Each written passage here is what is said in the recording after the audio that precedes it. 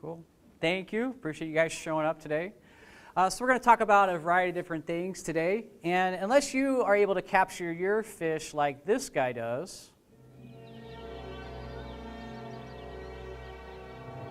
Driven by primordial instinct, the salmon hurl themselves upstream to spawn in the same tranquil pools where they themselves were born. Given the countless hazards of this journey, only the fittest, richest tasting red salmon make it this far. Which is why others, driven by instincts of their own, are waiting.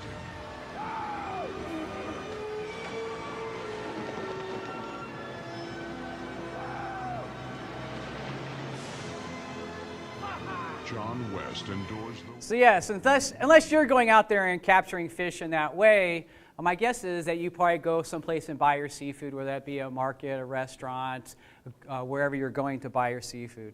So today we're going to be talking about sustainable seafood, and my background as an avid fisherman and consumer of seafood applies well to what we're going to learn today, because I love fishing in the ocean. I love spending a lot of time out there.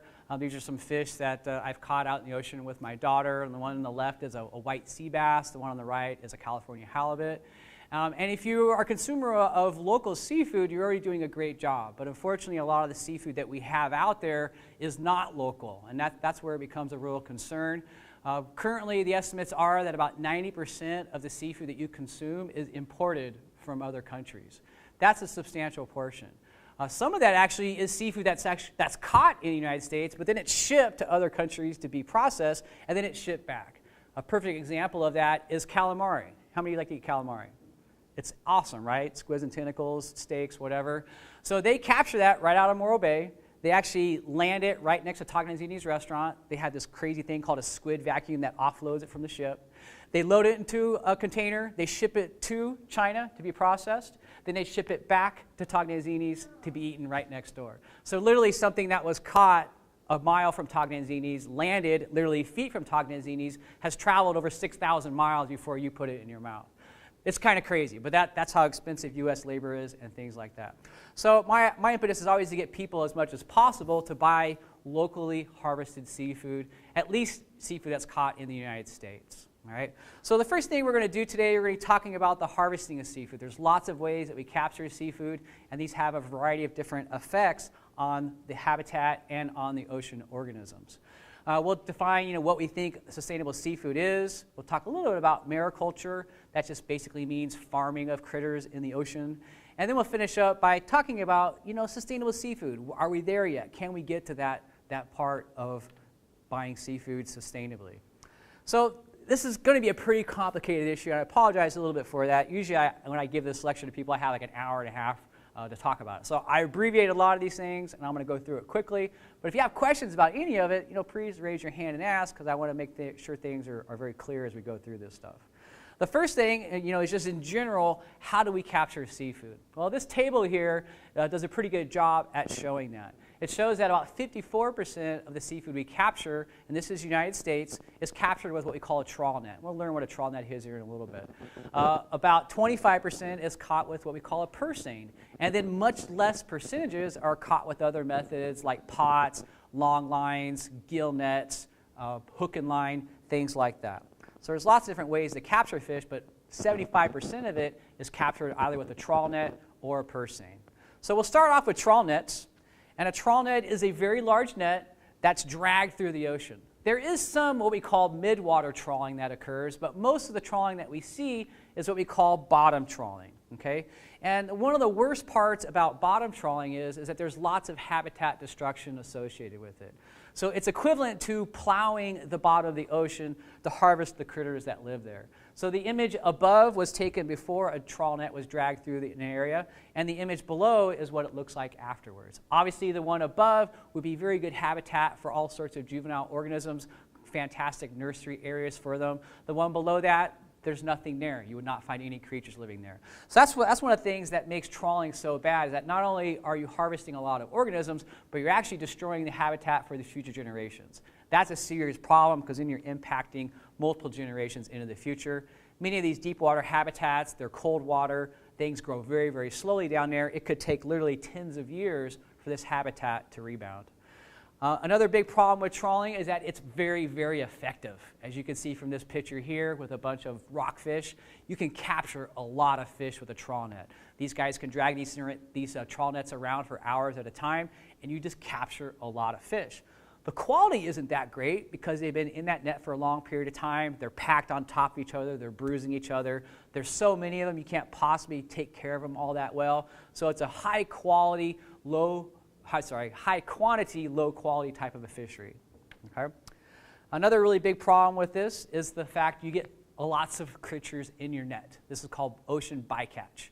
And so bycatch is the capturing of other organisms in your net that you don't want to capture. Now these things are going to be dead when you bring them up. Very, very few times when you bring them up are they alive. And what do you think the target species is here in this picture? It's hard to tell, isn't it? It's the shrimp actually are the target, but there's more fish actually in that than those. So that's really bad. A lot of these fisheries, especially the shrimp trawl fisheries, they're catching way many more of the bycatch than they're actually catching of the target species. It's pretty sad. There are ways to do this better. This is one of the things I always like to emphasize to people is that there's good and bad ways to do anything. Just like with farming, with ranching, livestock raising, anything, there's great ways to do that, and there's industrial ways to do this. Well, fortunately, in the United States, we have the best fishing laws in the world, the most strict fishing laws in the world, and anybody that drags a trawl net around for shrimp in the United States has to use this thing called a TED, and that stands for a turtle excluder device. And so if you eat U.S. wild shrimp, you know that very few sea turtles have been killed in the process of capturing this. Now, all sea turtles in the world are threatened and endangered with extinction, so this is a really important thing to do. Unfortunately, only the United States, Australia, and a few other developed countries around the world actually use these things. Other countries do not. They're expensive, they're hard to maintain, and your catch goes down slightly with those. Another thing that fishermen use to reduce the bycatch on juvenile species is this thing called a BRD, and that stands for a bycatch reduction device. And so what this reduces the bycatch on is juvenile fish that could possibly get caught up in the net. That's really important because the way that fisheries are sustainable is that generally they have a chance to reproduce before they're captured. With a trawl net, oftentimes you don't have that because you get a lot of juvenile fish, have never had a chance to reproduce, and therefore it's unsustainable. Well, fortunately in Morro Bay, we had a program a few years ago where they actually bought back a lot of the trawl permits, and then the Nature Conservancy sort of gave some of this back to some local fishermen. This is the boat called the South Bay. It's in Morro Bay. The fellow that owns this is named Rob Seitz. He's a really cool guy. His daughter actually is going to Cuesta. And Rob is a commercial trawler from Astoria, and he moved here a couple years ago to work with the Nature Conservancy to try to trawling at a more sustainable rate. And he goes around with his son-in-law, with his son, and with his daughter, and they are now direct marketing the food that they catch out in the ocean. So it's a really great, and if you look up South Bay Wild on the internet, you'll see his company, and you actually can go right to his shop when he comes in from a trip and buy seafood right off of it. He's very conscientious of where he goes. He does really short trawl times where actually he can bring fish up that are alive. So if he gets fish he doesn't want, he can actually release them alive. So it's a much more sustainable way of trawling. So as I mentioned, with any of these methods, there's good and bad ways to do it. Certainly in the United States, and particularly Rob, they're doing it in as much of a sustainable way as possible. All right. Any questions about trawl nets? All right. So Perseids are another method that we capture lots of different species. Generally, these are going to be schooling types of species. Things like squid they capture with this, but also many of your different types of bait fish, anchovies, sardines, and herrings, but also other fish that are very commercially valuable like tuna and salmon. So the idea here is that you locate a school, you wrap the net around the school, and then you close the bottom of the net like strings on a purse. Okay? So they do this for salmon, as I mentioned, also tuna, and they do it in places where the populations of the fish are fairly healthy. Particularly in Alaska, they allow the seining of salmon. In California, Oregon, and Washington, where the populations are much lower, they don't allow this to occur. Okay? So you can definitely overfish with this method because it captures so many fish at one time. But as long as the managers are keeping track of this, they can regulate and make sure that overfishing doesn't occur. All right? Any questions about Perseids? All right. Long lines. Long lines are called long lines because they're long All right. These are really long. Some of these are up to 60 miles long and can contain 10,000 hooks on one long line. One long line. If you guys saw the movie The Perfect Storm a few years ago, they were long linings for swordfish is what they're doing. A lot of people saw that movie, and that's what they're doing. The United Nations estimates that there's, at any one point in time in the world's oceans, there are 2 billion hooks set out in the world's oceans. So there's a lot out there. Unfortunately, as you put a baited hook in the ocean, lots of things like to eat that baited hook, and it kills a lot of seabirds a year. This is an albatross, which are one of the most endangered birds on our planet, and one of the reasons why they're so endangered is that they estimate about 300,000 different types of these seabirds are killed every year from these longline fisheries. So that's not a good thing. But once again, if you work on it, if you work with scientists, you can actually reduce that bycatch quite a bit. So this is why the bycatch is so bad. So going off of this boat right here, there's a long line with baited hooks. The birds are diving down, grabbing onto the baited hook, and they drown. But very simply, you could design a system that looks like this, and voila, you've eliminated basically 90+% of the bird bycatch by simply putting sort of like a scarecrow over the top of your long line and preventing the birds from biting onto the baited hook. A friend of mine developed this, and he actually won a presidential award for helping to reduce bird bycatch around the world. All right. There's other types of long lining that's very sustainable. This is Bill Blue. He operates the boat, the Morning Light, out of Morro Bay. And he does a very good job at vertical long lining. He fishes out in very deep water for specific species of fish. He has very little bycatch, and he's getting a fairly low volume of fish that's really high quality because he's taking care of each individual fish. So once again, some long lining, very, very bad. Other long lining is very, very sustainable and a great way to capture fish. Another good type of long lining is for halibut up in Alaska. It's actually certified sustainable by the Marine Stewardship Council. Okay. Any questions on long lining?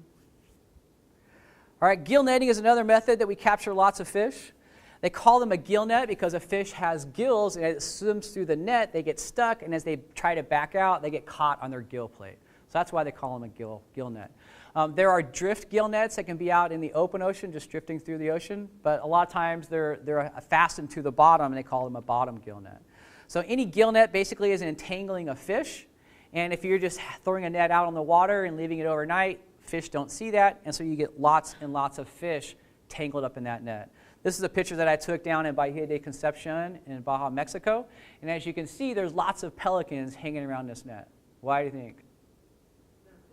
They're throwing a lot of fish over the side, right? So they're catching a lot of fish in the net, but they're getting a lot of stuff they don't want, so they're throwing a lot of that over the side. A lot of bycatch associated with gill nets, okay? Generally not. Generally, they leave the nets in for a long period of time, and the fish usually die in there. If a lot of fish, if they can't physically move through the water a little bit, they will suffocate. Yep. One of the bad things that happens with a lot of these nets is they get lost. So if you lose this net, it keeps fishing. And oftentimes, as there's fish struggling in there, sharks and things will be attracted to it, so you get even more death within these nets. Turtles obviously can get caught in these nets quite a bit too. So certainly lots of bycatch can be associated with these, but there can be things that reduce that. There's these little things called pingers, which send out a signal that turtles are afraid of, and that keeps them away from these nets. So certainly you can reduce the bycatch if you have these extra things on there, but unfortunately many places, especially in poor countries, they don't have that kind of money or technology. But up in Alaska, once again, where there's plenty of salmon out there, there's lots of salmon gill netters. Really healthy populations. Salmon tend to run within their own species, and you could specifically target healthy runs of salmon up in Alaska and not have a very big impact on the population. So once again, there's good and bad ways to do this type of fishing. There are folks off the coast of Morro Bay that do gill netting well off the coast for things like tuna and swordfish, and they're targeting specific species. They have short set times that they leave the nets out for, and they have very low bycatch also. So that is a good way of capturing things. Trolling is another method that we capture some different types of seafood. This is an example of salmon trolling. So trolling in itself is a little bit different from what we've talked about before. Before we've talked about nets and things that are trapping or enwrapping fish. This is actually depending upon the fish to bite a hook of some sort, right? So this is actually fishing individually for a species. With salmon trolling, you're trolling through the water slowly. A fish comes up, bites the hook, and then you pull them up into the boat. Tuna trolling is the same type of thing. Tuna, of course, are a little bit faster, so you can go a little bit faster through the water. But the great thing is that as you troll through the water, you capture a fish. And when you pull up to the boat, here's me doing some trolling down in Baja, California. When you pull up to the boat, if you don't want the fish, it's still alive. And that's a great part about trolling, is that the fish is still alive when you bring it up to the boat. Salmon trolling in California, for instance, is one of the most sustainable ways to capture fish, because when you capture a salmon in California, it has to meet several qualifications. First, it has to be a Chinook salmon, and then it has to be a certain size, and there's also seasons for them. So if a commercial fisherman is out there and they capture a salmon, they have to use barbless hooks, and they pull it up to the boat. If it's too small, they can just loosen the hook and the fish will swim away. If it's the wrong species, like a coho salmon, once again, they can just loosen that hook and the fish will swim away. So any type of fishing method where you can release the bycatch alive is always going to be way, way more sustainable than methods that are lethal. Okay? And this definitely qualifies. So anytime you see troll caught anything, that's a very good way of capturing seafood. Pots are also generally a very good way of capturing seafood. This is a picture of a crab pot. This is what they use to catch things like Dungeness crab up in Oregon and Alaska, and even off the coast of California. Shrimp pots also do a really good job. Most shrimp are captured with a trawl net. So anytime you see shrimp that are captured in pots, that's really good, because the pots don't do any habitat damage to the bottom of the ocean. And also, if you get something in there that you don't want, you can release it alive. So anytime you use pots, that's fantastic, because it greatly reduces your bycatch. One thing I'll point out also on pots is that they oftentimes have a little escape door there too. So the size of that ring on the pot will let any small crab escape out of there, but any crab that's of keeper size will stay within the pot. And so that's really cool. Another thing about crabs that is really easy to differentiate between males and females. So most of the commercial fisheries, you're only allowed to keep the male crab. So very quickly, when you pull up your pot, all the crab are alive. They're doing just fine. You open it up, you flip them over, and very quickly you can tell if it's a male or female. If it's a female, you throw it back. If it's a male, it has to be at least a certain size. If it meets that size requirement, then you get to keep it. If it's too small, you throw it back in the ocean alive. So very, very sustainable way of capturing seafood. All right. Any questions about pots? All right, harpooning. I want to do this before I die. This is literally harpooning a fish, all right? So they actually have boats out of Morro Bay and Port St. Louis that do this. You can always tell because they have this big, long gangplank that goes out in the front of the boat, and this actually is the harpoon. And so there's generally also a steering wheel up here because you're trying to get up really high so you can see way out in the ocean. And so you're visually having to see a fish in the water. Then you sort of sneak up on it, and then a guy in the front of the boat is physically throwing a harpoon into the fish. This is how fishing should be, right? But what makes it worth it still to do this commercially? Why would somebody still continue to do this kind of fishing commercially? Any ideas?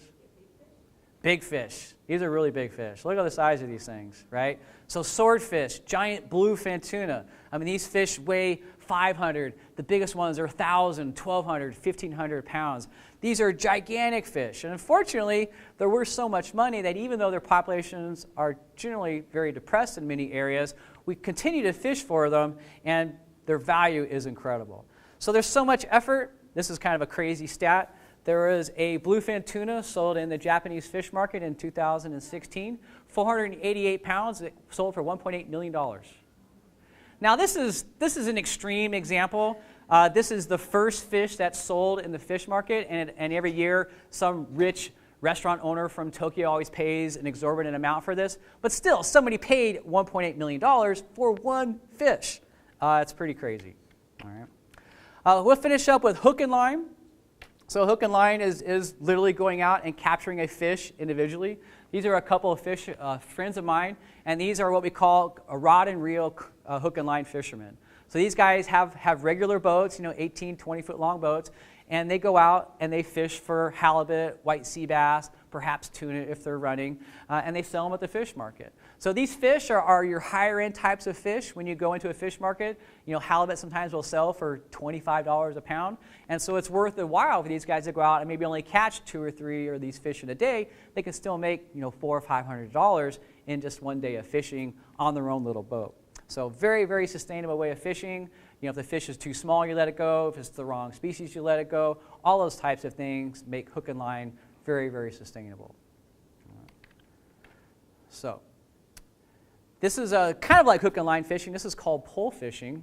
And one of the reasons why it's different is the fact that there's no reel on that. All right? And one of the cool things about this little video here is that you see this one guy right here, and you think, oh, wow, this guy is just pulling that big tuna over the side of the boat. But actually that tuna is so big that it's not just him pulling it over the side of the boat, it's this guy and this guy that are also working to pull that fish over the side of the boat. So basically they have about a 12-foot long bamboo pole. And that bamboo pole has very, very thick line on it. It's not going to stretch at all.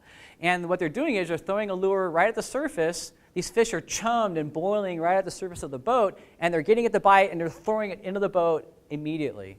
As you can see, this method could be very effective. Look how many tuna they have piled up in here. But these are all attached to one line. So you have 1, 2, 3 lines that go down to one lure. If this one guy was trying to pull in that big fish, it would probably jerk him over the side of the boat. Not to worry, they have ropes wrapped around their waist. But yeah, do you think they still do this kind of fishing? Yeah. They do. And I want to do this before I die too. They call it jack pulling or lift pull. And I've been out a few times in Morro Bay where this actually would have worked pretty good. And I can imagine you could have filled a boat full of tuna pretty fast with that. All right. So any other questions about methods? Yeah, go ahead. Now, when you talk about the catching it by a hook, you said it's sustainable. You put them back in the water and it's not a fish you wanted. But yeah. What happens? I mean, don't they have injuries? It really depends on the hook. For example, when you're using long lines, they have to use a circle hook. And circle hooks, 99% of the time, get hooked in the corner of the mouth, right? And so if a fish is hooked in the corner of the mouth, it's not going to injure their gills or their throat or anything like that. With salmon, you have to use a barbless hook. So even if it's hooked deeply, which it generally isn't, very easily you can just twist that hook out and it falls off pretty quickly. Generally, fish survive pretty well with catch and release. They estimate about 10% mortality, which is some mortality, but it's still pretty high survival. Any other questions? All right, so decline of world fisheries. Unfortunately, there's still lots of people with their head in the sand that don't believe this is happening. But there's been lots of evidence that show, yes, this is happening. We do need to preserve our ocean's resources. And one of the big reasons for that is just habitat destruction. We've destroyed a lot of habitat around the world, particularly areas like mangrove forests, bays, and estuaries that are critical nursery areas for the juvenile fish. And when you destroy those, you're kind of wiping out part of the whole life cycle. Pollution, of course, is a big problem with that too. It's going to pollute areas so much where species aren't going to be able to reproduce, and that's going to decrease your overall population in the future. And then just overfishing. I mean, we continue to try and capture more and more fish out of the ocean, and we're not able to because we've overfished so many stocks that they're not able to replace themselves the following year. One of the big issues with our world fisheries is this issue of bycatch. All right? Close to about 90 million tons a year is captured out of the ocean. Some of the lower estimates are 27 million tons, but upper estimates, there's upwards of 45 million tons of that is bycatch, right? Bycatch. So this is stuff that they did not want to catch that they caught in the process of capturing other organisms. The main culprit of this is trawling, all right? Trawl nets are the main culprit of bycatch, but also certainly long lines that are left for long periods of time, and certainly gill nets that are left for a long time can capture a lot of other species. The worst one by far is shrimp trawling. That image that we saw before with the shrimp trawling is by far the worst. Shrimp trawling bycatch ratios go from 8-to-1 in really good countries like the United States to as high as 20-to-1 in other countries that really don't care about it. Now this is the wrong side of the equation with shrimp, you guys. That's 1 pound of shrimp for 20 pounds of bycatch. That's ridiculous, right? I mean, why would you continue to do that other than the fact that shrimp are worth an incredible amount of money? You know, a lot of places, these wild shrimp go for $15, $20, $25 a pound. It's worth so much money, it's worthwhile to continue to kill so many of these other species. As you can see, many of these other species are juvenile species, so you're wiping out that next generation or two when you do this. And I've seen this down in Mexico where you literally see handfuls of shrimp and dozens of creatures that are basically just pushed over to the side and sink down on the bottom of the ocean floor. Okay? Now, some of this bycatch is kept. Some of it is kept and turned into fish meal, which are fed to fish farms, possibly livestock. Some of this is turned into fertilizer. But a lot of it is also just dumped back into the ocean dead, which will certainly alter ocean food webs as all this material is on the bottom. It's going to be eaten by something, but it certainly might alter our ocean food webs. All right. So a lot of people say, well, let's stop fishing in the ocean. We certainly can't do it at a sustainable level. Maybe we should try and just farm raise as much of our seafood as possible. Well, currently it's about 30%. About 30% of the seafood that you eat is farm raised. They estimate that by 2030, which is not that far away anymore, about half of your seafood that you consume is going to be farm raised. All right? Unfortunately, there are a lot of severe environmental problems concerning this. And this one, more than any others, there are definitely good ways you can do this, and there are absolutely horrible ways. So when I have people think about mariculture, don't think of like the Monterey Bay Aquarium, like that Outer Bay Aquarium with these fish swimming around in the beautiful big, aquarium. Oh, this is so beautiful. Think of a feedlot off I-5, right? You got a bunch of cattle, stuck in a tight confines. They're not, these fish aren't going to be walking on their own feces, but at least they're going to be swimming through it, and it's going to be drifting around into the ocean ecosystem around it. So that's what you think of. The average fish farm has about 1 million fish in it. That has a huge impact on the local environment. So there's just a lot of pollution associated with these things. There's biological pollution from just all the feces that's excreted into the water, and there's also chemical pollution that's associated with that. As I mentioned, the average salmon farm has about 1 million salmon in it. That's a very high density of salmon. They're generally put in areas like this. They're in fjords and estuaries where the water is calm. And so because of that, there's not generally as much flushing in other areas. And so this fecal material tends to accumulate. It can cause anoxic zones around that. And a lot of these areas, they have to move these fish farms from one place to the other because the area they had it in for a couple years becomes so polluted. And literally the areas below that, they become anoxic because there's so much fecal material decaying, it soaks up all the oxygen. That's not good. And I don't know if the fish actually say this, but it's possible. Oh no, it's a school of our poos. All right. So there's contaminants actually in the flesh too. So not only are you contaminating the environment and disrupting the ecosystem, but the fish is really not that healthy to eat in a lot of instances.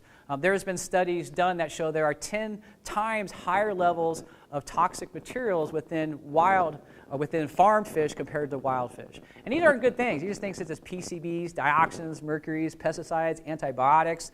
Some of these, are metals that will accumulate in your body throughout your lifetime. They're not very good for you. This was a study done years ago comparing farm salmon to ones that were caught in the wild. And as you can see, the wild amounts are very, very low, whereas the farmed amounts are quite high and definitely unhealthy for you.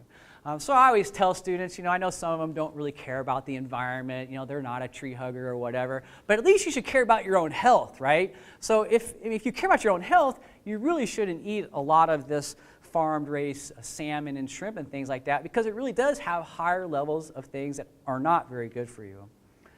Another thing that's not very good for you is that salmon in particular has artificial colors in it. Does anybody know what gives salmon its beautiful pink color? Yeah, it's eating krill. You guys don't know about krill, whales like to eat krill. Well, salmon actually eat lots of krill too. And salmon has a natural pigment in it, which makes the flesh pinkish in color. In fact, if you ever had sockeye salmon, they call them red salmon. They exclusively eat krill, and that gives them the darkest, reddest meat of all. And in fact, I've caught Chinook salmon that almost only eat anchovies or sardines, and their flesh is almost white. So it's really quite variable. But if you were to see a white flesh salmon in a supermarket or on your dinner plate, you'd be like going, ew, that's gross. But fortunately, SalmoFan has come up with a way to have a commercial dye. This is an artificial dye that's put directly into the food. And so when you cut open your salmon, you can choose if you want color 33, 32, 25, or whatever color that you want, right? And so this is an artificial color. It's called Charafill Pink, and this is put directly into the food. If you look at farm salmon nowadays in supermarkets, it actually says artificial color added. This is something that the commercial fishermen pushed very hard for because people they needed to know about these things. What they were eating wasn't what they think they were eating, right? So really, when you think about farm salmon, don't think that you're eating salmon. Think that you're eating a trout that's raised in a pond that's fed fish meal, because that's all you're eating. You're not really eating a salmon. A salmon is an athletic fish that swims hundreds and hundreds of miles and eats a very wide variety of diet of all sorts of creatures, whereas a farm salmon is just fed fish pellets in a tight confines, doesn't move around much, all right? So very, very different.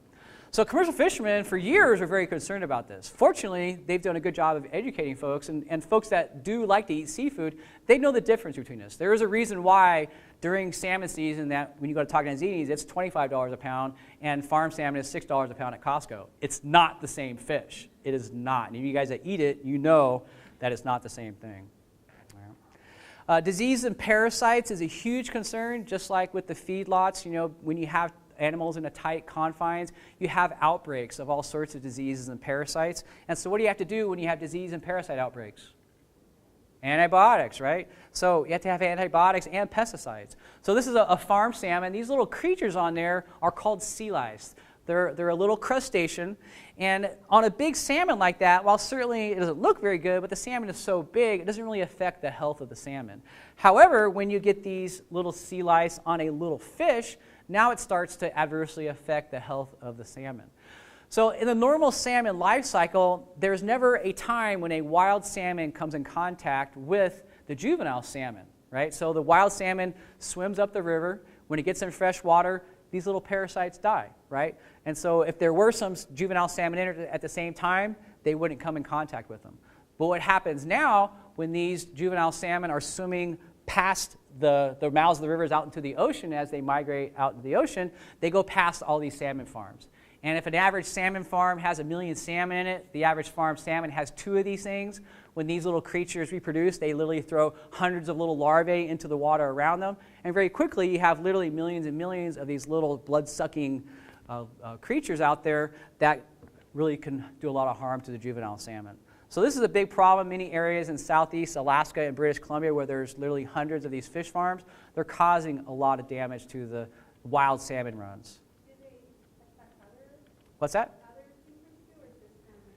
They would attach onto other, rockfish species or any other kind of species. But as long as the fish is adult, as if it's a large size, it's really not going to affect their health that much. But when they're this small, it can really affect their health. Yep. All right. Destruction of habitats is always a big problem. As these salmon pens move into these protected fjords and estuaries, they pollute the area so much. People that live around these have noticed a difference, and the habitat has certainly decreased in quality over time with the presence of these salmon pens. Non-native species is a really big problem with these. The number one type of farm-raised salmon is Atlantic salmon, and you could probably guess that it's from which ocean? The Atlantic. Yes, and so the reason for this is that the Norwegians have been doing this for a long time. A little bit over 100 years, they've been farm raising salmon. And just like anything, you can domesticate animals. You can selectively breed them over time, and they selectively bred these Atlantic salmon to be able to live in tight confines. They grow a little bit faster than the wild Atlantic salmon would, and so they do really well in a salmon farm atmosphere. If you tried to put a wild Chinook in there, you might be able to put 1,000 in that pen instead of 1,000,000. They just don't live in that type of situation, and they wouldn't be able to eat the feed the same way. So that's a huge problem because these non-native Atlantic salmon now are escaping into the wild. And they have seen Atlantic salmon spawning in the wild in Southeast Alaska and British Columbia. That's a huge concern because maybe, it might be one of those strange things where the invasive species can sort of take over habitat from the native species. All right. Genetic engineering, lots of talk about GMO nowadays. I think, is there another GMO thing on the ballot this year? I can't remember. Anybody see that? Anyway, last year I think it was, but hopefully there will be one again. Lots of concern about GMOs. The whole idea, you're going to create this super fish, right? This fish is going to be able to grow faster, leap buildings in a single bound. Not that, but they could do lots of things that maybe a regular fish can't do. But what's the big concern with GMOs is that you might come up with maybe a Frankenfish of some sort. This fish has some genetic mutation now that causes it to do some things that you didn't expect in the first place. Has anybody seen this movie by chance? Okay, just every once in a while somebody has seen it. It's from the director of the Spawn trilogy, so if you saw that trilogy, maybe you would like Frankenfish. But I like this slogan down here, welcome to the bottom of the food chain. Yes. So they have done this. I don't know if you've heard about this or not yet, but they have actually come up with a genetically modified salmon. So on top is the genetically modified salmon.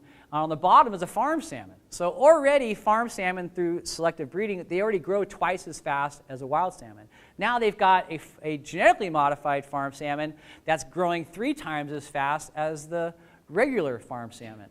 And so they used genes from a Chinook salmon. Chinook salmon are the largest salmon, and they use a growth gene in that to make it grow really quickly.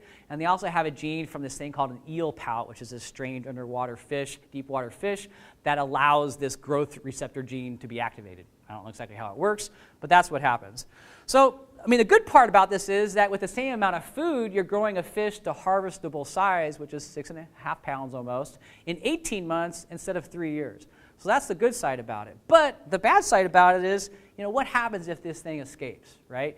And, what are the concerns about people consuming meat that's been genetically modified? It's kind of a big experiment. Are we sure we want to test it on people? Yeah, I think people are kind of hesitant for this. So what do you think? Do you think the FDA is going to improve this? Yeah. They already did, actually. Yeah, they already did. Uh-oh. Are we going to lose power? So the FDA has already approved this. It is, apparently to them, fit for human consumption. We'll see what happens. Currently, the company that owns this is called Aqua Bounty. It's great. The salmon is called the Aqua Advantage salmon. That's the name of the salmon that they invented. And the United States government won't let them produce these in the United States, but they're allowing them to have a fish farm down in Panama to be able to develop these down there. Because the theory is if they escape down in Panama, then they won't be able to get into the wild and harm the native ecosystems because it's just too warm down there. But you know what? We've all seen Jurassic Park, right? And we know, creatures will find a way, right? That was a famous saying in there that, who knows what's going to happen with GMO stuff. And certainly when you're doing animals like this, there's a lot of question marks involved with that, all right? So fish meal is another big concern for this because in essence what you're doing is you're going out and you're harvesting wild organisms, generally anchovies, sardines, mackerel, smelt, those types of things. You're grinding it up to make fish meal to feed to a farmed organism, right? The first concern with that is that wild food could be food for wild organisms, right? That was part of the food chain. The second concern is that could be food for other people. I mean, the U.S. is kind of different. We like to eat nice fillets of fish and don't eat the rest of the fish. But the rest of the world, they eat bait fish all the time. They eat the whole fish all the time. We're kind of different in that way. And so you're taking food out of the ecosystem and you're taking food away from people. And that's certainly not a good thing. Just through the whole process of inefficiencies in nature, it takes 3 pounds of wild food to make 1 pound of the farm food. So that's not very efficient either, right? So we're losing a lot of valuable protein that's part of that ecosystem, all right? And you can see it takes a lot of this to feed these farmed fish. I do a lot of traveling down in Baja. A couple of years ago, I went down to a place on the Pacific coast. And if you've been down to Baja recently, you've noticed there's a lot of salmon pens off the coast there. And what they're doing is they're going out and they're actually netting wild schools of bluefin tuna and dragging them into these net pens, and then they feed them a bunch of fish to kind of fatten them up. All right? It's kind of like a feedlot once again. The big concern with that is that they're now going up and down the Baja Peninsula trying to capture enough bait fish to feed all of these what they call ranched bluefin tuna. And I was in this small community a few years ago called Bahia Ascension on the Pacific coast, and the whole community was just petrified because the bait fish are gone. Literally, they've come in there every month and they're just harvesting all the bait fish so often that the bait fish are just not coming back anymore. And they're worried like their whole local fishery is going to collapse just because this big multinational company can have these tuna pens up by Ensenada. So it's a huge concern for a lot of people, and the damage is happening. All right. So next time you go to a restaurant, your waiter might say, tonight we have farm fresh salmon. It comes with artificial dyes, skin diseases, and your choice of potato or rice pilaf. So you should ask. You really should ask. Because when you go to a restaurant, and particularly if you're paying a decent amount for some salmon, if they're serving you farm salmon when it should be wild, you're getting ripped off, right? Because it's either 6 pounds or $25 a pound. That's a huge difference. One of the big concerns they're finding is that there's a lot of false advertising out there. There's been a lot of investigative stories where they'll go around and they do genetic tests on people's salmon, and they'll still see that sometimes half of what they're calling wild salmon are in fact farm salmon. That's pretty scary. That's pretty scary. So now that you know, this is another bumper sticker up in Oregon. Did you see these when you lived up there by chance? I don't recall. Don't remember, yeah. Anyway, and this is all part of the campaign by the commercial fishermen to try and educate people. And theirs was, friends don't let friends eat farm salmon. Okay, so now you know, don't let your friends buy it either. Right? So how do you tell? All right, because once again, you could ask the waiter, and they might lie to you, right? I remember about 10 years ago when I first started learning about all this stuff, I went to a sushi restaurant down in Grover Beach. And my wife had went by there, and so I knew it was farmed, and so I asked the waitress, I'm like, so what kind of salmon do you guys have here? It's like, oh, we have only the best salmon. I'm like, well, is it wild or is it farmed? Like, oh, it's only the best salmon. I'm like, well, could you ask? And she comes back, and she's like, it's farmed salmon, but it's only the best farmed salmon. I'm like, yeah, right. There's really not much of a thing. But when you look at salmon, when you get salmon, if you see like these fat layers in there, salmon doesn't have that, right? Salmon doesn't have a lot of fat in it. They are very, very lean fish because they're very active fish. But when they're in a fish farm, they're not active. They can't be active, right? The color is different because it's an artificial color. It doesn't have that natural color associated with it. The wild fish is going to be firmer, whereas the farm fish is going to be more mushy in texture. It's really not the same thing, so you really shouldn't buy that if given a chance because you're not paying for a very good quality fish. That's really not healthy for you either. So, any other questions about farm fish? All right. So what's next up on the fish farming? Well, because they're limited in where they can put fish farms, currently fish farms can only be in places that are protected, fjords and estuaries and places like that, where there's not ocean swells coming in and really high winds. Well, now they're developing these offshore fish farms, and basically what they're doing is creating these large net pens, which they then submerge under the surface, right? So now you get by that whole aspect of being at the surface and being subjected to the winds and the swells. Now you can sink it under the surface and you're protected from all that, right? So offshore fish farms are definitely coming. The primary fish that they're raising in this, they've been doing this in New Zealand for a little while, this fish called a cobia. So this fish is not native to our part of the Pacific. And as always, it's a concern when you bring in a non-native fish to a habitat that it didn't live because it might escape. And of course, it did escape. In Ecuador, January 2016, about 500,000 of these cobia have escaped, and they are moving up the Pacific coast. And some scientists estimate that they could be off the coast of Southern California as few as a couple years. What will happen with that? Who knows? Supposedly they're a fun and tasty fish to eat and fish for, but still it's going to definitely disrupt the ecosystem if they get up here. Plus, it's also always kind of reinforces the fact that a lot of people think the ocean is just this big black hole of unlimited resources, right? That if you put fish in there and just feed them all the wild fish you want, the ocean can absorb all that waste and can absorb all that fish that's pulled out of the ocean to feed these farm fish. And that's not true. I mean, if you're pulling wild fish out of the ocean to feed these farm fish, you're taking away food from some other organism, and that's going to have repercussions in the ecosystem. So you'll see more about this. So, mark this day, offshore fish farming, it's coming to a coast near you. Commercial fishermen are also very worried about this, not only from competition of the farm fish, but also you have to close off portions of the ocean if you have these, right? So you have to anchor these to the bottom, and wherever you have them located, you're not going to be able to fish in those locations. So they're going to lose fishing grounds if we start putting a lot of these along the coast. All right. So I always like to end on a bright spot because maybe you feel a little depressed right now. But you really can make a difference. And the great example of this is dolphin-safe tuna, right? From 1950 to 1990, over 10 million, and this is a very conservative estimate, about 10 million dolphins were killed in the purse seining for tuna, different types of tuna. So basically what they would do, they would fly around in spotter planes. Obviously the dolphins are mammals, they need to breathe air, and the tuna follow the dolphin around. Dolphins are so smart and so good at finding and cornering bait, the tuna would literally follow the dolphin around. Well, it's very easy to spot dolphin, more difficult to spot tuna, so they would just go around, set this big purse seine on the dolphin and capture the tuna below it, killing many of the dolphin in the process. It was horrible. And once people learned about this, especially, when I grew up, you grew up, Flipper, right? I mean, everybody watched Flipper, this really smart dolphin in the Everglades. Billy would get in trouble and dolphin would save it. Like, wow, these things are smart. It's like talking and everything. This is amazing. We should save this animal and not kill millions and millions of them just trying to capture some tuna. And so they came up with the dolphin-safe tuna label, right? And so this meant that if you bought this can of tuna and it had this stamp of approval on it, that dolphins were not killed in the process of capturing this. This is great. But unfortunately, this is still just a thing of developed countries. Most of the other undeveloped countries around the world, they still don't practice dolphin-safe tuna tactics, and still thousands of dolphins are killed every year in the process of capturing tuna. Fortunately, it doesn't make it to the United States, but it still gets sold to a lot of other countries. So you definitely can help.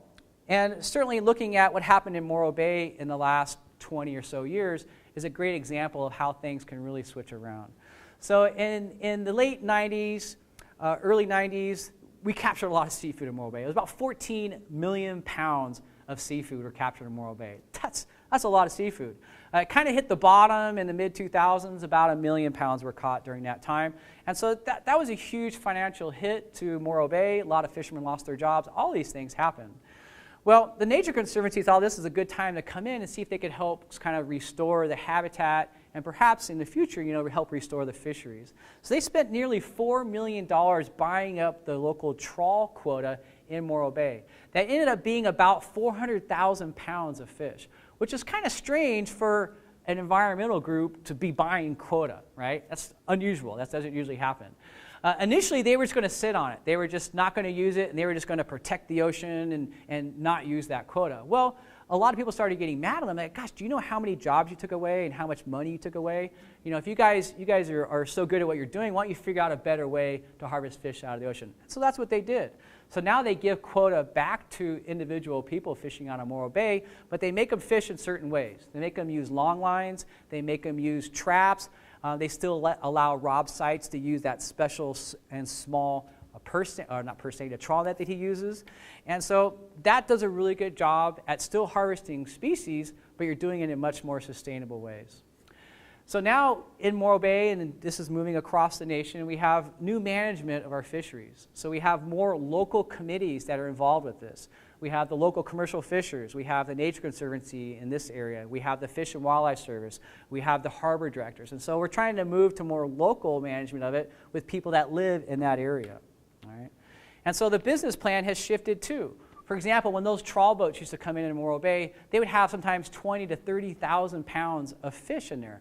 But it was a very low quality because that fish was packed in, it wasn't iced very well. It was very low quality. They might only got 80 cents or maybe $1 a pound. But they were still making good money. But now they've gone to these longline fisheries, these trap fisheries. And now when these guys go out, they're catching 2,000 to 3,000 pounds of fish. So only 10% as much, but they're catching the fish of a really high quality, and they're making a lot more dollars per pound. Now they're getting $4 to $6 a pound, and they're making just as much profit because their boat's also a lot smaller too. They have one deckhand instead of two, and all these types of things where they're actually making just as much money as they used to, but the quality of the product is much, much higher. So smaller volumes and higher prices is really good. And once again, our local stocks are very healthy. And you can say this about much of the United States, is that our local seafood is very, very healthy. And if you concentrate on trying to buy U.S. captured seafood, especially if it's captured in this Central Coast area, it is a very sustainable type of resource to harvest. Because we do have abundant local stocks. If we can manage them by local people, and they're caught by our local fishermen, and then our local consumers can eat that, that's a closed system, and we can keep that in the area. And that would be fantastic. So now it's up to the consumer. And you guys are different because you're not poor college students. Well, there's a couple of poor college students in here, but usually when I give this lecture, the students are like, I can't afford it. That's just too expensive. I can't possibly buy this stuff. Yeah, or poor faculty. But you're not as poor as the students are. So you're going to have to pay a little bit more for this stuff. A little bit more. I mean, it's going to cost a little bit more, right?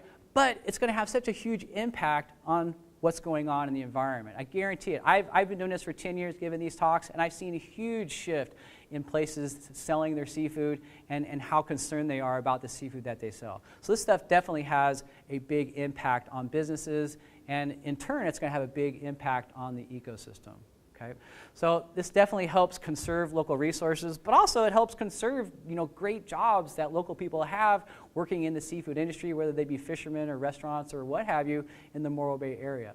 So it's definitely a good thing.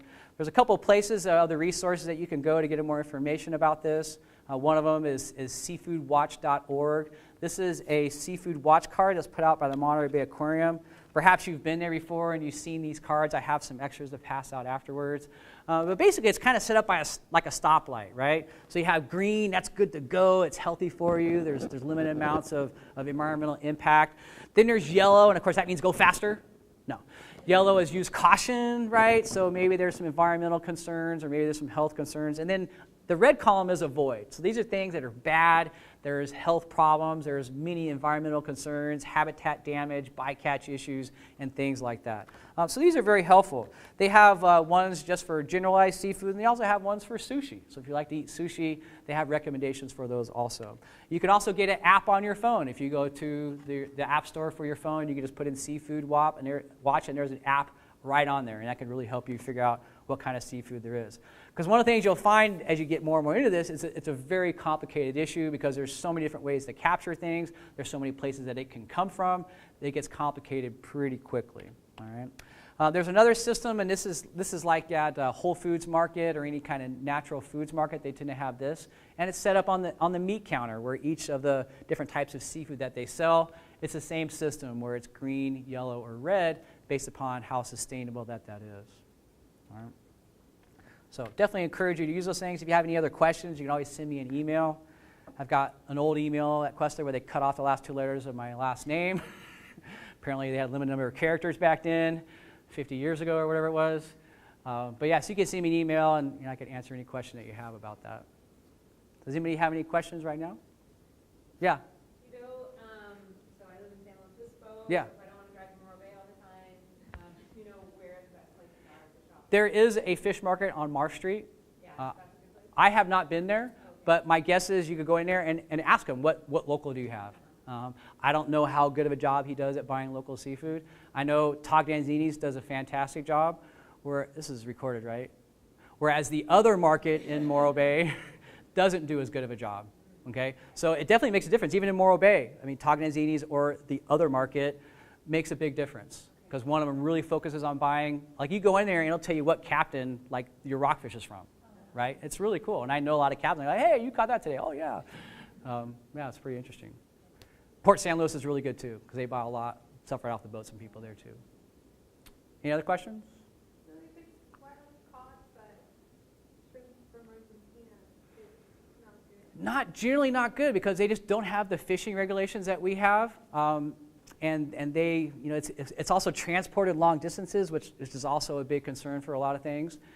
So yeah, I mean, generally a lot of our shrimp that's imported is farm too, and farm shrimp is really, really bad. A lot of it's grown in like the Philippines and places like that, and they literally just go in and they clear cut miles and miles of mangrove forest, and they put these shallow water ponds in to raise these shrimp. They're really destructive, really bad. And then the whole pollution from Japan. Oh, repeat the question, sorry. She was asking about Argentine shrimp, if that's bad. Yeah. Next one. The pollution from Japan, did it impact the... Are you talking about the radiation from Japan? People ask this, so I always just put this on there too. Because people always ask this when I give this to the public.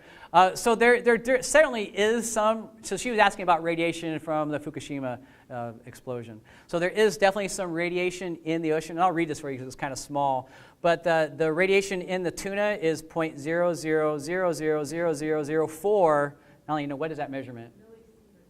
Millisieverts? Okay. All right, great. Radiation you get from a banana is more than 3 times that. When you fly in an airplane, you get a lot more than that. This is radiation doses just from walking around every day. This is natural background radiation. So yeah, there is some radiation in the ocean, but unless you're eating fish right out of the Fukushima plume off of Japan, it's really not a concern on this side of the Pacific. Yeah. Do you have another question? I do. So I sailed out of Port San Luis about a month ago, and the captain Mark said that they're now like fishing for some kind of fish. They fish a whole bunch of them, and then they send them off to some Asian country. I don't remember where. Do you know about that? And is that like impacting our local environment? Yeah. So she's asking if the harvest of a local species that's shipped to Asia would be impacting. They're probably talking about black cod. Black cod is a bottom-dwelling fish that lives very deep in the ocean, 1,000, 2,000 feet deep. They're also called sablefish or butterfish, if you've ever had them. Americans generally don't like them. They're very oily, they're very rich in flavor, and they're kind of mushy, and they just don't like the flavor very much. I think they're fantastic eating. But Asians love them, especially the Chinese, and they pay top dollar for these things. It's probably fine. I mean, the way that they're fishing is very sustainable. Most of them are captured with either pots or with long line, so that's totally fine. As long as the fisheries are monitored and they don't overfish, it shouldn't have much of an impact. Many things are done like that nowadays. Like there's lots of lobster that are caught in California, spiny lobster, and they are delicious, but they sell for $30 a pound wholesale. That's what the commercial fisherman gets for it, and they're all shipped to China. They're done. It's very sustainable, but it's so much value. So basically, most other countries in the world value high-quality seafood. We do not. It's true. I mean, that's why China, Japan, these places are willing to pay so much. I guess that just happened last year with Dungeness crab. I was wondering why, because all of a sudden Dungeness crab went up to like $18 a pound last year, and it usually is like $10 or $12 a pound, and it's because the Chinese are buying most of them. So now when they used to get $2 to $4 a pound wholesale, they're now getting $8 a pound wholesale, and they're all getting shipped to China. So it's pretty crazy. Yeah? How scalable are the sustainable practices that we've adopted in the U.S. and a handful of other countries? The population keeps growing worldwide, demand for seafood keeps growing. Yep. Your graph there, Sure. 50% in a dozen Right. years or so farm. Is sustainability really Yeah. scalable at the world level? Yeah, so Mark's asking how scalable is this to big scales to feed everybody in the world. That's a great question. I think you could argue if populations are going to continue to build upwards of 9 or 10 billion, that it's not. I don't know how, in fact, we're going to feed those folks. I think people need to change how much meat that they eat, right? I mean, if you guys have traveled around the world, you know that Americans eat way more meat than a lot of other countries. It should be a luxury, maybe once or twice a week instead of every single meal throughout the day is what we eat. So, I think that's a really good question, and I don't think there really is a great answer to that, just to kind of cop out on it. Yeah, it's a tough question because there are so many people, and I think the biggest problem with other countries around the world is that they just don't have the infrastructure, the money to be able to regulate and manage the fisheries like we do. I think that's a really big problem in these other countries. Like I do a lot of fishing in Baja, and they have MPAs, and I see commercial fishermen in there all the time using gill nets. There's no regulation. There's just nobody's doing that. I've been fishing down there for 20 years, never had my fishing license checked. I get checked 10 times a year here. There's just no regulation down there, so it makes it hard to do those kind of things. But down in Baja, there are little fishing cooperatives, and they're like kind of like the local mafia group, and they strictly enforce what goes on in those areas. And so because the government doesn't do anything, the locals have taken over the management and the enforcement of that. Yeah, it's serious. Like in these areas where they commercially harvest lobster, if you went in there as a gringo and got one, they would literally string you up. It's serious infraction. Any other questions? All right, thank you. Oh, one last question. What is the majority of fish that's caught out here locally? The majority of the fish would probably be those black cod. It would be a large percentage of that. At times, there's a huge quantity of squid that's caught off our coast. Bottom fish species like rockfish or ling cod, there's a large percentage of those that are caught off our coast. In season, there could be salmon that are caught in decent numbers, like in April, May, and June. Tuna this time of year, possibly you could see some tuna coming in this time of year. So a lot of it is seasonal, but then there's always lots of rockfish, there's always lots of black cod. Yep. Now then, Dungeness crab season opens in about a month. There's a lot of Dungeness crab that are brought in here too.